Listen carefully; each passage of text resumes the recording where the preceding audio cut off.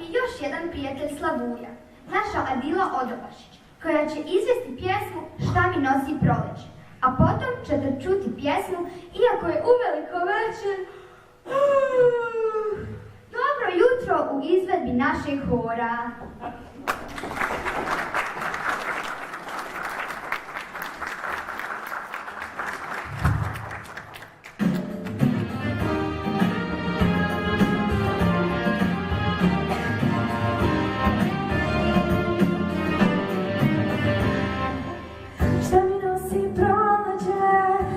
Čudnim sjajem, ruke dok ti pružam, a sve dok ti dajem.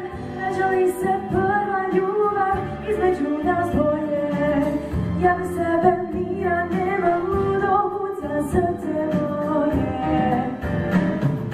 Milane, Milane, šta mi nosi proleće? Milane,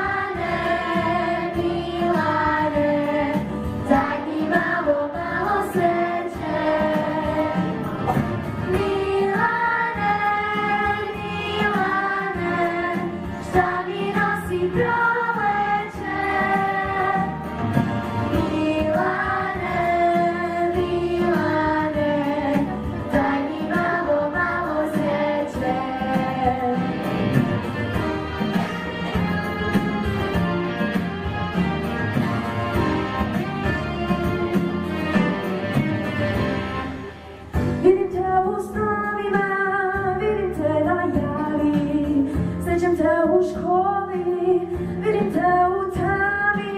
Rađa li se prva ljubav između nas?